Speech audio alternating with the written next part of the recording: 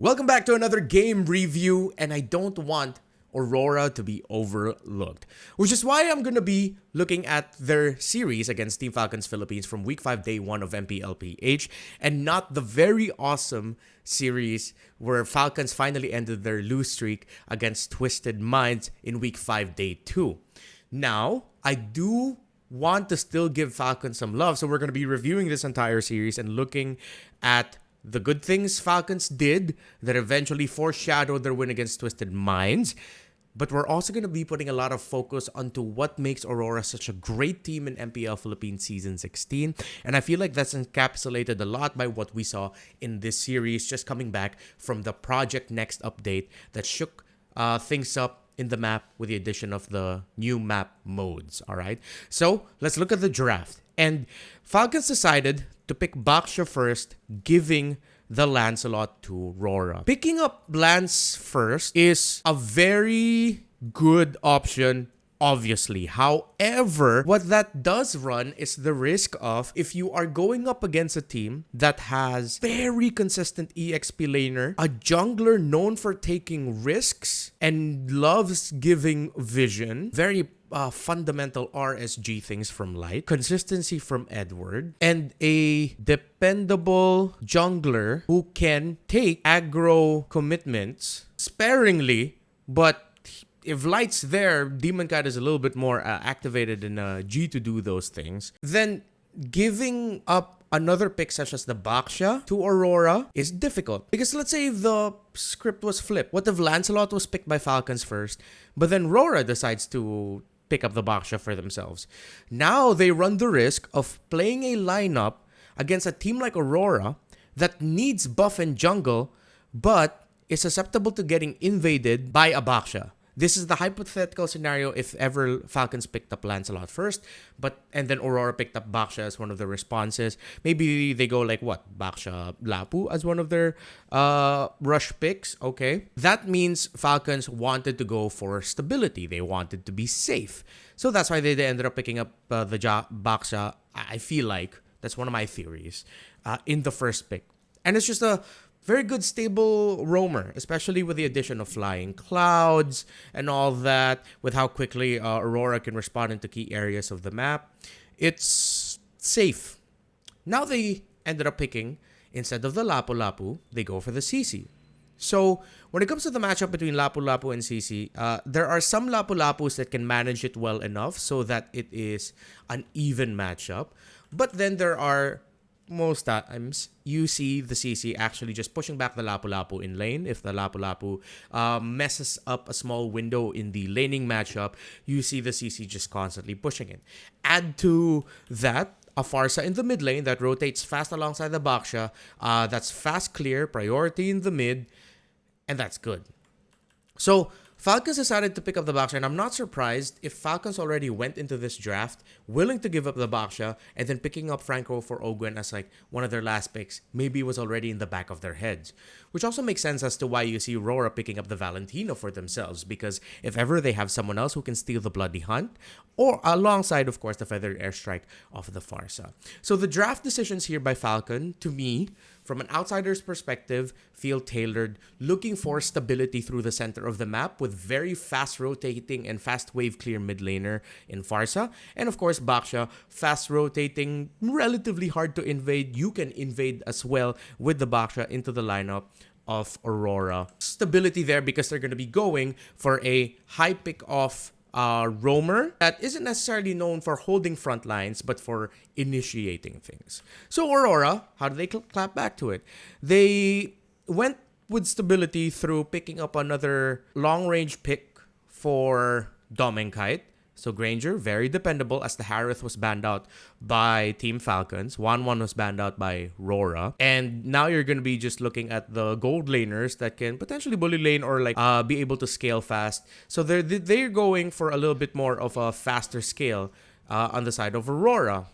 With the Lancelot and the Granger both in one team, then there's a chance that they can scale up very quickly through the Lapu Lapu as well. If everything's will go well for Falcons, there's a chance Aurora can actually snowball with this lineup very quickly.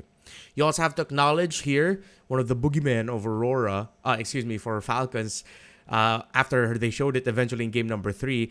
Look at the Angela already getting respect banned by Aurora. Again, with Angela's ultimate now having a base cooldown reduction of 20 seconds across all levels, that you don't even really need to rush cooldown items with her. You're good already. Just go for mana regen. Enchanted Talisman, you're good. And then the rest you can go for like high magic power. You get a little bit more healing. You get good damage done as well. Great. It's already getting acknowledged by Aurora that Angela is that pretty busted after the last patch. So, which is why it's understandable that Falcons would eventually pick it as their third pick later on. As their first pick in the third game. Now, Aurora also decided to pick up the Cho because one of the things about Franco is just how well he can check and have a lot of control on the map. He owns a big threat in the map, which we'll show later. And speaking of that, we're just gonna hop into the game right away so we can look a little bit more at the Franco Cho rotations and their impact on the map through the in-game action. First rotation, you see already something similar to what we showed off in our previous video. You see the Franco looking at the purple buff of the opposing Lancelot, and he's going to be playing for disruption there. Light wanted to see if he could get vision on the Baksha starting orange, because it makes sense that if ever the Baksha wanted to go from purple to orange, purple buff, purple to orange to maybe showing up in gold, getting here, going mid, and then playing around this upper quadrant of the map, seeing if you could like get something in the jungle first, or you're gonna go up to here, maybe help out the EXP a little bit before, and then start things off. But Falcons didn't start there. They decided to start orange, so the only vision that Light got, if I'm not mistaken, oh no, he didn't get any vision. No vision onto Light. However, you did get Ogwen give vision or get vision and gold from seeing Demon Kite in the jungle. While you and Light showed themselves in the middle of the map, that's minimum 30 gold for the Ogwen. These are, again, the things that we need to count now, considering of the changes to the passive of the roam boots. So look at how the Light's rotating, of course, early on. Yeah, you still have to watch out for the hook, but then Light getting vision, disrupting, that's 30. I think there was no marker on the... There was a marker on the Farsa, so I think there's still a 60 there. Kyle TZ deciding to go aggro, going for the buff right away. Great hook, and what a committal by Falcons. So, Ogwen already got blasted, and instead of Kyle TZ going for his buff right away, he decided to go straight for Yue alongside Ogwen and Few. They both have flickers, Few and Ogwen, so if ever things get hairy, they can get away. But hopefully they're acknowledging in this scenario that there's a chance that they could get countered. This is very risky, but again, it's pressure. Your lineup is built to apply pressure to the lineup of Aurora. Real quick, you also have to look at the emblem for Ogwen, going for the focusing mark, inspire, support, so cooldown reduction, movement speed, and of course, pull yourself together to get the flicker very quickly. So this is a Franco built to really just have his cooldowns maximized, because that's what Franco brings to the table anyway. So let's see it play out. Kyle TZ jumps on Yue. They get the hook back, but look at all the Thorn gross damage. Light with the knockup as well. Few's gonna get taken out. Flap TZ has priority in the EXP lane as he's pushing back Edward.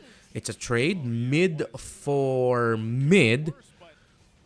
But the pressure continues, and look at how things change with the clouds, because Yue can now come back much quicker. Aurora, they're going to be able to fight into this, poke a little bit more, but since Demon Kite got brought down really low, he had to back off. Another hook for Ogwen, and you see the strength of the Franco, and I expect more Francos to show up throughout the remaining weeks of the regular season, and maybe even in the playoffs. Let's see how this first turtle is going to be play out. Good zone out by Flap onto Demon Kite. Feathered airstrike, really good. Ogwen's going to land a really good hook there. Bang. Few was able to take down Demon Kite because Few was safely in range. And then Marco quickly goes to the turtle to join in. He'll be able to get a little bit of farm in mid. He rotates fast. But yeah, Falcons just played that very well. Again, going back to the little things that happened. You see Flap TZ going forward. He jumps through the turtle. Forces the Thorn Rose from Demon Kite. Light needs to go back to help Demon Kite out. It'll be risky for him anyway to try and make a play here, try to get a kick maybe because Ogwen's about to hit level 4. And at this point, if you're Aurora, you want to help out your jungler. Curtain Call gets locked into him, hence why Demon Kite is slowed. You see Demon Kite and Light are actually tethered by the Curtain Call of the CC. So there's a huge disconnect of how Demon Kite will be able to get away from this because Light already used the dash into the pit. And so he didn't have Shunpo. Demon Kite eventually gets blasted by the Feathered Airstrike of Yu. And of course, we saw the hook landed there by Ogwen. Edward decides to jump in, but at this point, you don't have the damage. You're going to need to back off. Falcons wins the first turtle. Now, before this big sequence here, you have to acknowledge the threat of what the Franco brings to the table. So anytime there's a Franco or pick-off style roamer on the other side, but I think this is a little bit more special to Franco because he does have the wide range with the hook. You see how far back Yue is playing, although there is a chance that the hook could potentially reach Yue. It changes how you want to take control in the center of the map when there's a Farsa and a Franco on the other side who can just quickly pick and blast you from afar and then get away with it as well. So Yue and Light are playing very far back, not really easy for them to clear safely. But now you see Falcons have shown their position because of the hook tossed out by Ogwen. Kyle TZ was already seen in the map. Lai decided to make the play. Few already blasted Demon Kite with a Feathered Airstrike, got the stun as well, brought him down really low, but Demon Kite still decides to go in with a Phantom Execution because Light was able to kick Ogwen. So now that's a win actually for Aurora because of how they were able to play against into that. Light threatening Few, forcing Few back, and Flap TZ just doesn't have the damage, and of course the extra shield by the enhanced basic attack of the Lapu Lapu ensures that he stays alive. So that was just really good counterplay by Aurora. I don't think Falcons really expected that Light would be committing the flicker Jeet Kune Do and the kick onto Ogwen, finding him. Great spot by Light, but that was a great turnaround, and it just goes to show again the point I was trying to make about Light in the draft, wherein you have a roamer in Light who is willing to take risks like that. Because what if Ogwen wasn't exactly in that spot and then you flicker Jeet Kune Do, but if you're Light, he's not thinking about the scenarios. He's thinking, okay, I'm going to get a kick. I'll be able to get someone here. But then the counterplay by Falcons through the bottom of the map. Again, the threat of having the Franco around. Ogwen gets back. Flying clouds, showing just how much it has changed the game when it's up. And why you need to be careful with the flying clouds in the map. Even after you get a win, there's a chance that the other team, once they respawn, if you're still hanging around close enough to the vicinity of the clouds, then you might put yourself at risk of getting picked out here. Muscle memory, don't think Doming Kite was even thinking about Ogwen potentially using flying clouds to get there quickly, and understandably so. This is the first day in the new Project Next landscape that there's some muscle memory changes that teams need to acknowledge and keep in mind of moving forward. But I don't think Doming Kite was keeping track of that. He was able to dash away, but at that point, Ogwen just decided to commit the flicker and the bloody hunt to secure the kill onto Doming Kite. Into the first Lord of the game, Falcons gets to take control because of their huge threat of just being able to pick off, together with the Franco Farsa, and really playing around the idea and respecting their own limits within that box. I just wanted to highlight the sequence because I want to continue this theme on the channel of me saying if you're a CC and you're in the objective team fights, as long as you get your curtain call off onto one key target or maybe tether up two targets together to help set up for your team, you've done your job. You don't necessarily need to get the kills for the CC, but just do that and you're good. And this is a good example of that. Kyle TZ zoning out, he decides to go forward. As a jungler, potentially risky, yes, but Light isn't here, so you are willing to take that risk. You don't have the Cho around. I think he also sees that Yue doesn't have the ultimate of the Cho to potentially displace Kyle TZ, and at the same time, even if you do get to use the displace, Yue is going to be putting himself in a risky position that he might not be able to get back into Valentina form quickly and be able to dish the damage onto Kyle TZ if ever he did have the kick, and he kicked the Baksha back. So Kyle TZ, rightfully so, takes this risk. Flap TZ goes forward, throws the curtain call, tethering Edward and Yue. Look at that. You've done your job. You have completely shut down the capability of Aurora to contest this. Ogwyn was there as well. He didn't have the Bloody Hunt, but Demon Kite is not in range. He's not gonna take the risk of deciding to puncture in or whatnot to try and steal the Lord away. Because even if you do get the Lord, it's a huge price to pay because Falcons already has a 2,000 gold lead. Even if Aurora got the Lord there, Falcons might have gotten the kill. They might have continued the fight, and it would have been a risky scenario for Aurora. So Falcons ends up taking the Lord. The Lord for Falcons ended up marching down the bottom lane in our perspective. But I want to show you something really cool here that Demon Kite did. Was this risky? Yes. Could he have gotten a kill? Absolutely. But this was just a great showcase on the Lancelot. Not easy spots out Demon Kite, invading the jungle of Falcons. So Falcons, from their position down bottom, decided to go after Demon Kite to see if they could get to kill him. Flap TZ staying alive through sheer spell vamp. Demon Kite, now seeing, okay, I might need an out, looks at the purple buff now. Because if he can somehow get a puncture reset there, that'd be great. He did get that puncture reset. Chases after Flap TZ. Flap TZ jumps away in time. Dodging the Thorn Rose of Demon Kite. Few brings out Feathered Airstrike, but Demon Kite has a movement speed to get out of there. So here comes Demon Kite. He now has 3 minions to play with some puncture resets. Ogwyn as well. I believe at this point it has reset onto Flap. And with Super Marco helping, there's a lot more options now that you could puncture through. So Thorn Rose, it was unfortunate timing for Ogwyn that, okay, you're probably wondering, it's a suppress ability, right? Did Demon Kite cleanse that? No. We have to break down this play very quickly. Ogwyn has committed the animation onto the Lancelot. There's a small micro window, but at the same time, Demon Kite was able to use the Thorn Rose, taking him out of the map. The animation has been committed by the Franco, but the bite of the Bloody Hunt, what we call the bite, the suppress, has not punched in just yet. Which is why you see Ogwyn with the animation of the Bloody Hunt, but Demon Kite was able to iframe it out. Not during the bite, but right before the suppress connected, he already pressed Thorn Rose, avoiding the lockdown onto him. So Demon Kite puncturing and phantom executioning through. Super Marco, though, staying alive. He pops the regen, takes a lot of damage, Thorn Rose, but Demon Kite able to drag it out long enough for Aurora to get space in the map. A little bit of space in mid, and most importantly, space for Demon Kite in the bottom lane to push. Falcon still has a lead heading into Lord 2, but Aurora would be able to turn things around with really smart team fighting. So Light sees Ogwyn first, and they decide to commit the flicker kick onto him, taking away the biggest threat in the Franco suppress.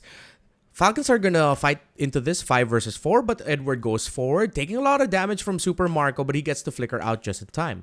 Light returns, already has the immortality, so he'll be fine even though Super Marco will be able to take him out here. Good formation, tight formation played here by Aurora. With Few no longer having Feathered Airstrike, there's a good amount of damage not available right now for Falcons. So they're gonna see if they can drag out the fight just a little bit. Edward, great mechanics, of course, the really good cooldown reduction on the Lapu Lapu at this point, coming in clutch for him. So Ogwyn gets taken out. Falcon still decides to hold this Lord, try to find advantage. Flying Clouds, Edward will be able to get back quickly. Demon Kite showed himself. Flap TZ took a lot of damage, so this is still advantage for Aurora.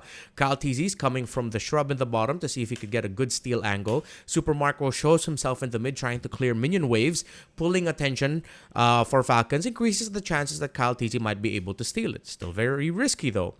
Flap TZ Few, here comes Kyle TZ, knock up onto Edward from the Lord. He gets blasted as well for Feathered Airstrike. But at this point, you see Aurora has a very clear advantage in the fight. With Super Marco gone, Falcons decided to play into this. Ogwyn's going to be showing up, but then now you have Edward that can threaten Kyle and Few, even though Edward is quite low. Demon Kite is still here. We know how much damage he can deal, while Demon Kite is healthy in the back. Full health. He just picked up Wind of Nature as well. So if ever he needs it, he can pop it. They get doved on. Demon Kite chasing after Few. He uses Retribution onto Few. Few bites a little bit more time, but Kyle TZ eventually gets left behind. They're gonna be able to take out Few, although Few almost took out Demon Kite there. And we fast forward a little bit more, Aurora will eventually be able to take the Lord. Although you see Falcons still really trying to contest it. And this is a really good contest. At this point, you can't hesitate. You have the Franco, you have Super Marco with the Blazing Duet. So they'll be able to punish down Light, take him out. No retribution available as Kyle TZ is still respawning. But now Falcons are playing at this with the perspective of, okay, let's see if we can get heroes. They got one, but then that's all they're going to be taking. A great decision making across the board from both teams. But you just see one of the brilliance, one of the things that Aurora is just really good at, which is taking and playing around objectives. But Falcons being absolutely fearless as well with going into more aggressive scenarios wherein you're probably thinking, wait, there's no chance that they could turn this around, right? But if you go back 2 videos ago, that's one thing you really need now in this current metagame, and especially in MPL Philippines. You have to be willing to take risks.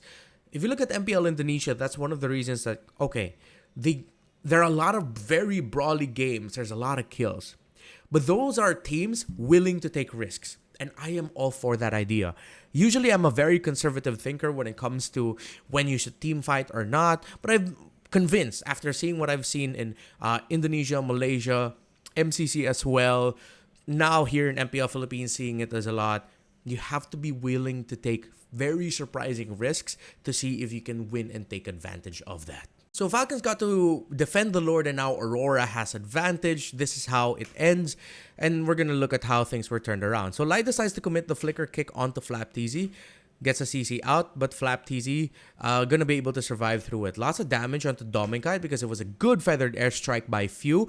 The tower is still healthy. Super Marco with a Blazing Duet. Flap TZ saving the flicker for when he was gonna commit the chase onto, I believe it was Light, or was it Dominkite? Okay, it was Demon Kite, excuse me. Ogwen also got to land the hook there onto Doming miraculously. I believe Ogwen just wanted to get a hook onto the Lapu Lapu, or if he aimed that, crazy mechanics by Ogwen to find the hook onto Dominkite. And just like that, Aurora get turned around. And this is something that we saw a lot during the old RSG days, and something that Light needs to temper a little bit more. You're up against a lineup that has a strong counter engage. Light decided to commit the flicker kick, but at that point, you need to see if you could get the Farsa. Because if the Farsa is free, then you can get punished. Just a small thing that I think Light needs to fix his timing on a little bit more. Yes, he took a risk, but then that is one of those moments you need to be calculated just a little bit more. Falcons made the most out of it, and they win game number 1. But then proceeds the turnaround and the reverse sweep by Aurora. Here we are at the game 2 draft, and I'm gonna be putting a little bit more focus onto game number 2 because game 3 was just a stomp anyway. Look at the bans first, the Falcons on the red side. They took out 1-1 Angela and Phovius, while Aurora took away the Fanny to take it away as an option later for Kyle TZ. The Chip, with how great it is with macro and in expanding rivers, that's just even bigger world of trouble. However, what I like about going against Chip in expanding rivers is there's a good chance you might actually be able to respond to the shortcut used by the Chip on an opposite portion of the map because of how fast you can get there now with the rivers being significantly wider.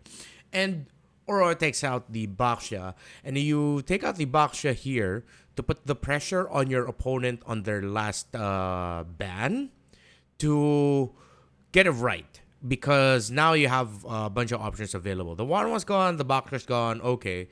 But then, if ever Aurora can go ahead, first pick Juice in, heroes such as like that, the YSS also going to be open. While Falcons decided to ban the Phovius. And I get that it's going to be a respect for Edward, and maybe Falcons is manipulating the draft in such a way that they get a favorable EXP matchup, which they eventually did because they got the Esmeralda going up against the Uranus of the Edward. However, what that means is that Aurora ended up with a Harith. Now, yes, the Esmeralda is response to the Uranus and also response to the Harith, and will do great against those heroes 100%. However, I'm also at that portion of the season, or at that point of the season, where I don't want to see teams giving this to Aurora. Because they're willing to first pick it. If that doesn't show that Aurora just loves Harith so much and Dominkite is so comfortable with it no matter what hero he ends up with, yeah, I don't know what it shows. Which is why I like that Aurora decided to first pick the Harith right away. They have pick off with the Kalea and good sustained healing too. This lineup for again of Falcons, especially with the Esmeralda here, shows that the team fights for Falcons are gonna get stretched out a little bit longer. Hence why it's also good to have the Kalea for the extra bit of healing that she provides through her Surge of Life. And then, of course, Aurora getting the Lancelot in the jungle, heading up against the Yi Sen Shin. And as we've spoken about in previous videos, when you have these two together in a lineup, that is fast scaling. Okay, they get damage quickly as long as the Lancelot, doesn't get bothered a little bit too much. As long as Harith can get his farm. Once those two have like 2 items locked in already, even just 1 item, you're already going to start feeling their pain. So they go for someone who can hold in the EXP lane. Aurora were willing to pick the Uranus into the Esmeralda because you just need someone to hold lane and survive. And then they close it out with the Sicilian pick. And I love the Sicilian pick so much. Because if you go back to MPL Philippines Season 14 and 15, Sicilian plus the Harith is a difficult combo to team fight against. Hence why I also appreciate that Falcons decided to pick up the Claude here. Yes, you're going to have to put yourself in harm's way and dive, but once the bat's face of the Sicilian is up, and as long as Falcons is sustaining the team fight long enough, then Super Marco can just go in with a Blazing Duet. Overall, I understand the drafting decisions of the two teams. Falcons deciding to go for the Gacha because they needed that extra bit of taunt that could maybe potentially take out the Harith, force out his Purify, if ever that is going to be a Purify. Most likely it is. And then, of course, you have the Lancelot that you could potentially taunt. So let's look at the bans here for the second phase first before we move on. We've already talked about the picks. Aurora decides to take away the Khalid and the CC. So they take away the CC because there could have been a chance that the Esmeralda actually went into the gold lane. All right? We saw it in a TNC game wherein they picked a gold lane Esme against Harith, so old school matchup. So Aurora just covering their bases. So probably a head scratcher for people thinking, wait, why would you ban out the Esmeralda? Look at who also showed it. Okay, so in the draft they made Super Marco select Esme. So that's Falcons like trying to bait out like a reaction from Aurora. They did eventually react, but it's also really good that they decided to take out the CC. CC could have also gotten into the gold lane, potentially. And then you get the Khalid here for Aurora, banned out. Because of us being in expanding rivers and them playing a Lancelot, it would have been a nightmare to go up against a Khalid roam with how fast it can rotate around the map. It'll easily get vision, easily get gold. It's very good in expanding rivers. Actually, just in the patch in general, this is a great patch for Khalid with how fast he can get gold just through getting vision and constantly going into the jungle. And then when you look at the bans for Falcons, if you look at it solely from a team fighting perspective, the ban on the Farsa doesn't make a lot of sense. Again, if you only look at it from a team fighting perspective, because if you look at the heroes of Falcons, they eventually picked out the Claw. They have the Gatot Kacha here. They have the Juicin as well, who can Crimson Beacon into the safety net of the Farsa. Let's say this is the Farsa zone, and then you have the Farsa just right there in the middle. That's her. That's a lot of easy dive for Falcons to just break through the formation of Aurora. But if you look at it from a macro perspective, again in expanding rivers with wings by wings, the Farsa would also be great for Aurora because of the support that it will bring to the map, because of how fast it can rotate around, the damage it can dish out. As bad as it could have been for Aurora to pick out the Farsa, if you look at it from just a team fighting perspective, If you look at it from a macro perspective, it would have been worse, theoretically, that Falcons actually gave the Farsa to Aurora. Because there's a chance if they ended up with a Farsa here, and then they have it already paired with a Lancelot and Harith, snowball out of control, fast game, fast lead for Aurora, and then they'll be able to run away with it. So let's see how Aurora executed their lineup and how they eventually forced game number 3. See how it plays out for Aurora. I know at one point Falcons was able to take like a slight lead here. They took control of some portions. So you see the trading around the center of the map. Could be tough here for the Juicin, especially if Yue lands his abilities. Yue and Light playing together for fast clear. Yue's going to go back to regen.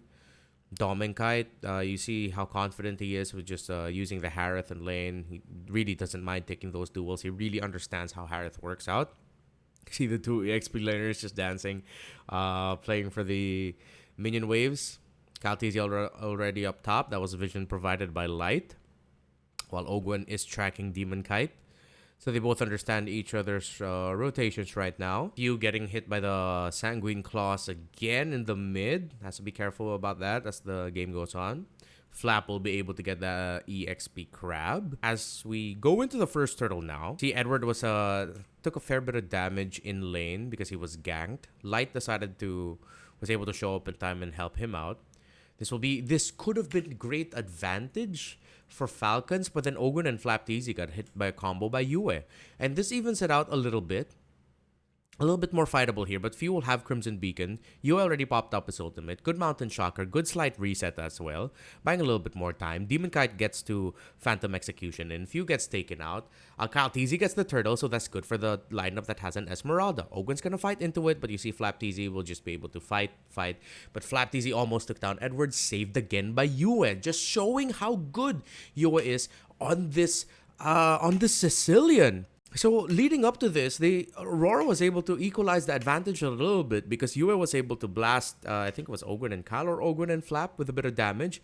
And then now he gets a Sanguine Claws clutch to make sure that Edward will get away to safety. And of course, a surge of life as well from the Kalea comes in clutch. But then here comes Super Marco rotating quickly with a Blazing Duet. He's able to take down Light. It's only one kill. Edward's able to trade it out for Ogwen. So kill trades. Falcon gets a lot more. They get a lot of gold. They get the turtle as well. But then now you're starting to see how much of a threat the Sicilian of Yue is. So Super Marco comes from the mid lane from the big turtle fight. Dominkite's already, he's able to get the crab. Now watch what Dominkite decides to commit into this, knowing that Super Marco no longer has Blazing Duet. Super Marco knows he's in that shrub, but he decides to dash forward. Super Marco BMI's in. That's a big bit of a question mark of why he decided to take that duel. He can do that if he had the Blazing Duet at least. But then he BMI'd in to try to poke. Dominkite pops the Zaman Force. Super Marco's trying to get closer to the minion wave, I believe, because he really wanted to be able to get the last hit on the minion, the normal melee minion, but that put Super Marco at such a high risk of getting taken out by Dominkite solo kill. So it just goes to show, just again, how much Dominkite understands this trade when he's playing up against the Harith. No matter who he's up against, he just looks so comfortable. So if we look at the items, because of the lead that the Falcons was able to find earlier through the turtle fight win, Super Marco does still have a gold lead over the Harith.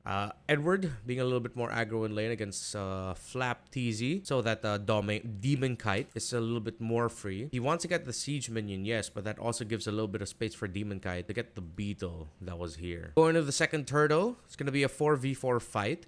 Vision already provided.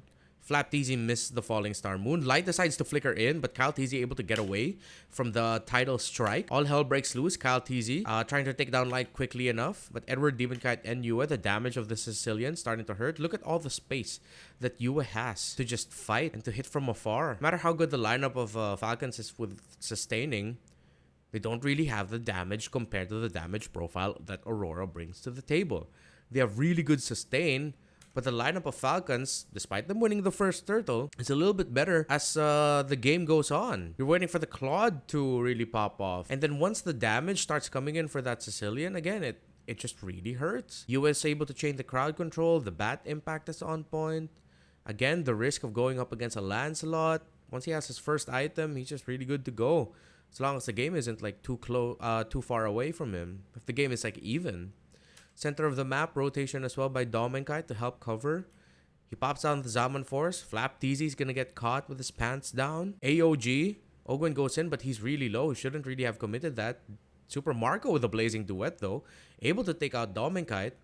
But then they're able to complete the chase and the trade. That's a win for Aurora because in the long run, they get the turtle. Super Marco's 2-1-1. Dominkite wasn't able to get a kill. But again, you're really starting to see how little by little, as long as a Sicilian is free to deal damage, if your lineup's not ready to access the Sicilian right away with burst, it's going to be tough. So with Falcons going for a lineup that went for a little bit more control to provide space for their YSS, Aurora decided to go for a lineup that can fight really well. As you're getting closer to the second turtle team fight, third turtle, first lord, it's going to be really difficult here for Falcons. Not to say that they lost the draft, I just really prefer the lineup that Aurora decided to show up with here because of what they have and who they have in their team that is using those specific heroes, a la the Sicilian of Yue and the Harith of Dominkite. Dominkite able to get the turtle. Falcon's not able to contest. Look at the threat of Dominkite. Look, under the tower. He doesn't care. He really doesn't mind. He decided to just full commit, dive into the center. Forces out the BMI. Super Marco blazing duet for a little bit of safety. He's able to get away, but he gets brought down really low. Dominkite almost gets taken out. Good answer by Falcons, but then Doming was just able to get away. Surge of Life coming into the clutch. So it's just a chain reaction of, yo, Falcons, why are you doing that? Why are you taking that fight? However, if they did get the Harith here, it might have been a little bit more different, but they just didn't. Let's see if there was a window for Ogwen to get the Harith down. So Flapdaisy lands the Falling Star Moon. Dominkite commits the dashes. He CC immune as well with the Purify. AOG just slightly off the mark. Just slightly. So you see where they are now, Aurora, at this point of the game with what they can do in the map, especially around the Uranus. You saw the effects of the Harith earlier. Clear lead is starting to build up between the two junglers, which is bad news for a lineup that is playing around the Yi Sun Shin. And a clear lead between the two mid laners, with it already being close to more than 1,000 gold already lead for the Sicilian of Yue. And this is something that I think needs to be repeated over and over again for Aurora. They're a team that's so good at holding on to leads. Not perfect, and it's not all. You're not always gonna say that as long as Aurora has a big lead, that's it. They're not gonna lose this game. There's no way that they're gonna lose it. No, that's not it. It's just they're really good at being able to sustain the leads and continue to find wins in the map once they have the momentum going. Especially with Light and Demon Kite back together. Their aggression, it's a revelation for Yue. Because having an aggressive roamer and jungler provides a lot of space for the mid laner as well to be able to freely hit. Yue goes in. Look at that. Look at all this space for Yue. Yeah, the Blazing Duet comes in. They're able to get out of it. But then, you see how the Bat's Feast makes Falcon hesitant to fight into it because they also don't want to fight under the Bat's Feast and the Zaman Force. Aurora decides to commit the Conceal to see if they can find a pick off in mid. But then they get advantage because they now suddenly... Look how quickly they just go into position right away to zone out. That's a pick instantly by Light. Again, repeating what I mentioned earlier, how Aurora are good at finding even more wins when they have the advantage. Light committed the Flicker Tsunami Slam, I believe. Tidal Strike as well, but that was wild. Look how fast. Look, River, because they know where Falcons are going to want to position for this lore. They want to go to the purple buff.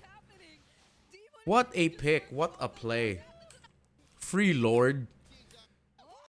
And then now an even bigger lead committed. So, okay, let's see into this. Dominkite, though, big error. Taking damage from the turret. So what happened is, Dominkite dashed in. First hit from the turret. He shields it, but he dashes back into it. The turret never reset the view from him. So he gets blasted. A lot of damage from that turret, and he eventually gets taken out. So that was a bit of a miscalculation there by Dominkite. But with the lead that Aurora has, they're still able to fight into this attempt. Demon Kite finds Super Marco. Great counter by Aurora despite the error from Doming not being able to reset the damage from the turret. Because of the sustain, because of the lead that they have, they didn't get enough time to get like good damage and utility for this Juice in. Damage as well for the YSS. Even Super Marco needed a bit more time. At this point, they're online. They could just go ahead, dive, take the fight, and that's it.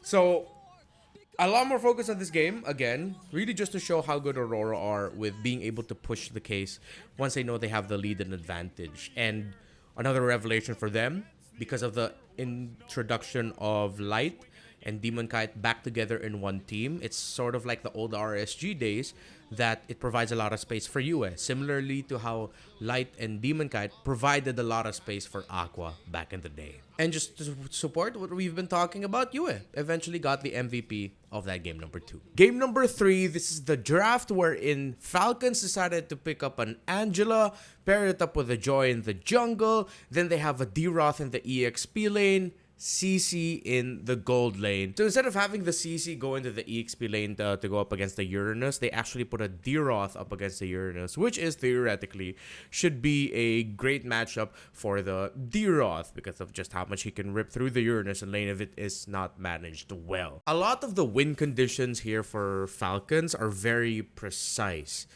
If CC can handle the lane well against the Granger to temper his farm, if the Angela can avoid getting hooked, or even the Khalid can avoid getting hooked and bitten by the Franco, and then if ever the Joy to be able to just like deal a lot of bursts to go through, reach the Granger and whatever mid laner is going to end up at the side of Aurora. To increase the difficulty for Falcons to pull off their lineup, Roar decided to last pick the Kimmy. Now, Kimmy and Granger together has just been a mess to deal with this season. A team with double carries, one in the mid, one in the gold. It's difficult to deal with against a lineup that is very ultimate dependent. So if you look at the lineup of Aurora, they have a strong basic attack based hero in the center of the map that deals a lot of damage. You have the Granger who is, yes, skill-based, but then he gets his skills relatively quickly, and it's not just him as the condition. You have the Kimmy as well to back you up with basic attack damage. You have the Lancelot to back you up with skill-based damage, and the Uranus and the Franco to just act as sort of like sponges, with the Franco having a strong initiation tool. While for the side of Falcons, if you look at their lineup, they're all very ultimate dependent. Dependent on the Heart Guard, dependent on the electrifying beats, dependent on the Abysm Strike of the D-Roth, dependent on the Raging Sandstorm and Desert Tornadoes of the Khalid, dependent on the Curtain Call and Yo-Yo Blitz of the CC.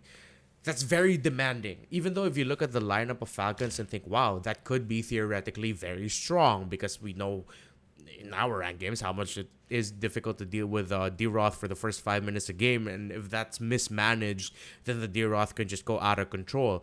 But again, Aurora has multiple carries to work with. They have 3. They have the Kimmy, they have the Lancelot, they have the Granger to help cover for them, which is what makes this very first sequence devastating for Falcons. Kite is able to bring Super Marco down really low, almost getting the kill onto him. Good thing Marco jumped into the shrub and then flickered away. And then, in the center of the map, Light is going to be able to land a massive hook onto Few, which begins the snowball as he gets immobilized by the second skill of the Kimmy, hooked back, covered by Demon Kite, Phantom Execution, Few goes down, Ogwen, Few, Marco, all used up their flickers, and now there's control and priority topside for Demon Kite to be able to get this, delaying the level 4 of the D-Roth.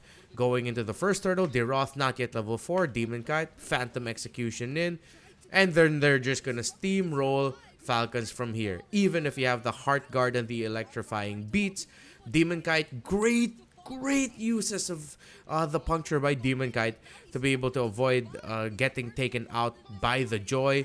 He punctured into the purple buff, punctured into the wall by accident. At that point, Aurora just gets the turtle, and then they're just gonna continue this. They already found momentum. They found the lead.